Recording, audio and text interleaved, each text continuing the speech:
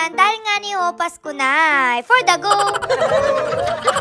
So ayun na nga niyo mga kamangyan, grabe, Pasko na agad. Parang pumikit lang tayo, tapos ito, Pasko na ulit. Salamat! At dahil nga niyo, Christmas mga kamangyan, ako alam nyo na yan, part talaga ng Pasko namin, yung pag-share ng blessings. Naks naman. So din niyo sa isang tabi mga kamangyan, sina nanay magasimula na magluto noon nga ni humpansit. Tapos din naman sa isang tabi magasimula na kaming mag-repack. Kasi mga kamangyan, ngayong araw din ari apamigay. And kailangan din talaga namin nabilisan ng kilos kasi baka abutan kami ng gabi. Salamat! And super happy ko talaga dyan mga kamangyan na kapag ganyang mga mamimigay, talagang 100% yung support ng family ko. Sila pa yung mag-suggest na magandang ipamigay ay yung ganito, yung ganyan. And dati pa ho yan mga kamangyan, simula nung nag-vlog kami. Pasko-Pasko, kailangan may ganap talaga kami na ganito. Ewan ko, feeling ko may kulang kapag hindi kami nakapag-share. Ala, napaka-arte. And pinramis ko naman din talaga yung kay Lord mga kamangyan na once na i-bless niya ako, magiging blessing kami sa iba. Hindi lang ako, as in yung buong family namin. And ayun, habang nag-repack nga niyo kami diyan mga kamangyan, naiisip ko kung paano kami mag-celebrate ng Christmas dati. Nung mga bata pa kami talagang andyan yung mga ngaruling, mapunta sa mga ninong at ninang, mamamas ko kung kani-kaninong bahay. Mabigyan lamang ako ng malutong na 20 nun, talaga namang tuwan-tuwa na ako. Tapos yung malulutong na pera na yun, hindi ko agastusin kasi syempre nakakapanghinayang kasi diga sobrang lutong. Tapos dati sa sobrang kabaliwan ko mga kamangyan, kapag meron akong malutong na pera tapos nagusot ng konti, naku, aplantyahin ko pa talaga. Salamat! Tapos kahit medyo hirap kami sa buhay nun mga kamangyan, naku, magawa ng paraan si nanay at si tatay na bago yung aming mga damit, yung sapatos. May time pa nga nun na talagang red na red ako, sapatos, medyas, damit, palda, bag, mga ipit, pulang-pula yan. Hindi ko alam kung talagang palahanda kami dati mga kamangyan, pero natatandaan ko na kahit papaano may handa kami. Kasi ho diga dati, konsyal si tatay nung barangay namin, kapag gayon, kailangan may handa ka, so medyo may kayabangan din talaga si tatay. Ala, gusto niya ho kapag may mapunta na mga kabarangay namin doon sa bahay, may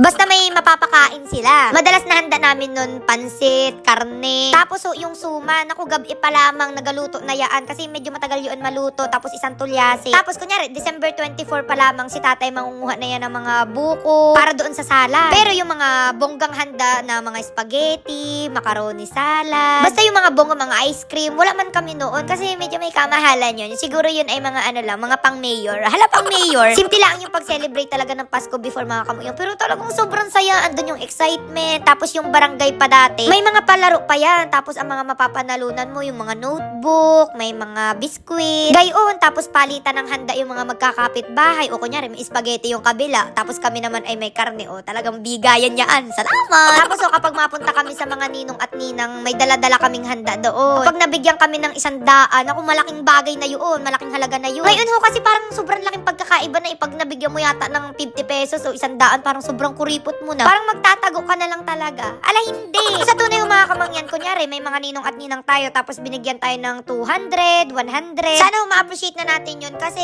isipin na lang natin na hindi lang tayo yung inaanak. Kunyari, 200 pesos, 10 tayong inaanak. Bigyan laki din kapag tinotal. Pati hindi lang naman yun nagatapos doon sa binigyan ka ng cash. Siyempre, ahainan ka pa niya. Bonus pa na may mga laruan pa. Pero kung talaga nakakaluwag-luwag naman, ay go not. Minsan lang naman ang Pasko. Hoy! Bali 3 batch para yung agawin namin ngayong Christmas mga kamangyan. So una ho, yung mga nagatrabaho muna sa aming dream house. Kasi ho, syempre sa mismong Pasko, wala naman sila doon sa dream house. Aba naman syempre, family time, magpahinga muna, mag-enjoy sa Christmas. So sabi ko, hanggat nandun pa sila sa bahay, hanggat may duty pa sila, hanggat nagatrabaho pa sila doon, ay go na, iabot na namin yung aming pang Noche Buena. At ang alam ko ho mga kamangyan, yung iba hindi naka-duty ngayon kasi may mga lumuwas na. Syempre, iba-iba yung duty nila eh. So sabi ho namin, yung mga makakapunta ay pumunta doon sa dream house para maiabot namin. Tapos ho, yung mga wala dito ay di atabi na lang muna namin para ho kapag may duty na sila ulit ay di kunin na lang ho nila sa amin. Kung hindi man ho umabot ng pang Christmas, ay meron pa namang bagong taon, doon na lang ang ipanghanda. So ayan, bali nagpatulong na nga nila ako pala kami diyan na isakay na nga ni Houdini sa truck para madali hong madala doon sa dream house. So medyo marami-rami nga rin mga kamangyan. Tapos sa mga hindi pa nakakaalam, yung laman niyan merong bihon, may pansit canton, may spaghetti pack, may macaroni, star margarine, may mushroom, may asukal, may suka, toyo, ketchup, cheese, oyster sauce, Mr. Gulama, may magic sarap, fruit cocktail, may kape, tapos may extra pa dito ng mga dilata na pwede hong isama. Fast forward nga niyo pala mga kamangyan, andito na nga niyo pala kami sa dream house and andito na rin yung ating mga apagbigyan. Naks naman. So ngayon lang din ho talaga namin sila nakaharap ng ganyan mga kamangyan kasi syempre kapag napunta ho kami din sa dream house, talagang busy sila. Kasi syempre yung mga nagatrabaho. Bali nag-speech nga nila ako pala ng konti diyan si Kuya Julius yung mga kamangyan and super nakaka-touch din talaga yung message niya. So sabi niya dyan, kung hindi din dahil sa kanila, hindi din namin makikita yung magandang progress ng bahay. Kasi kitang-kita talaga namin yung kasipagan nila nila. And ayun, sabi din niya dyan na ina-target talaga namin na before Christmas, mabigyan talaga namin sila ng pang Noche Buena. At ayun, nakakatuwa yung mga reaksyon nila diyan. And kitang-kita sa mga ngiti nila, sa mga mata nila kung gaano sila ka-grateful. Kaya nga ni Hunan sabi ko mga kamangyan, kung sa iba maliit na bagay lamang ito, pero para sa kanila, malaking bagay na to. Yung kahit papaano, may pandagdag na panghanda. Kasi kahit kami dati mga kamangyan, hanggang ngayon, kapag may magabigay or makakatanggap kami ng ganyan, talagang ang sarap sa puso. And super natuwa din talaga ako diyan mga kamangyan, yung bigla na lang ang may malapit sa amin para magsabi talaga ng thank you ma'am, thank you sir. Yung ramdam mo talaga na bukal sa puso nila yung pasasalamat. Tapos may nakakwentuhan din si Kuya Julius nyo diyan mga kamangyan na sobrang pasasalamat talaga. Kasi ngayon lang daw sila nakaranas nung ganito na inabigyan talaga. Kasi sa iba daw na inapagtrabahuhan nila, wala daw talagang inabigay na kahit na anong papasko. So ayun, nakakataba sa puso na ginamit kami ni Lord na maging blessing sa kanila. Sabi ko pa nga ni sayang kung mahaba-haba pa sana yung time namin. Gusto ko sanang magpa-Christmas party, magpalaro sa kanila. Ginawa talaga namin yung best namin mga kamangyan. Kung pwede lang namin hati-hatiin yung katawan namin para lang mapuntahan lahat kasi may Christmas party dito, may Christmas party din sa kabila. Meron pa kami sa gasolinahan, meron pa sa bahay, sa mga kaibigan, invitation ng mga brand sa Maynila. Kaya super happy namin na kahit papaano na isingit din namin to. Nadami na rin pala naghahintay ng house update mga kamangyan. Ako sa susunod na kung mag-house update na ako, sobrang nabisi lang talaga. Pero ayun, nakaka-excite kasi ang dami na hong pagbabago din eh. And again, ayun, sa lahat na nagatrabaho din sa aming dream house, Merry Christmas and Happy New Year na rin. Thank you po sa inyo, grabe yung kasipagan ninyo. And alam ko na lahat yan inagawa ninyo para sa family ninyo, sa asawa, sa anak, para makapag-provide. And ayun, sana lahat tayo i-bless pa ni Lord. Mas mag-enjoy sa Christmas kasama yung family. And ayun, syempre hindi ako mapayag mga kamangyan na mga taga dito lang sa amin yung mabigyan namin. So pwede ho kayo mag-comment diyan kung ano yung wish ninyo kasi kayang-kaya natin yung ipadala. Okay, so ayun na mga kamangyan, mamili pa rin ako ng bibigyan ng gift. Basta i-follow nyo lang ang ating page at i-share yung video. So ayun, hanggang dito na lang ang ating video. Tayo mamibigay pa ng mga papasko. Bye-bye, love you. Huy!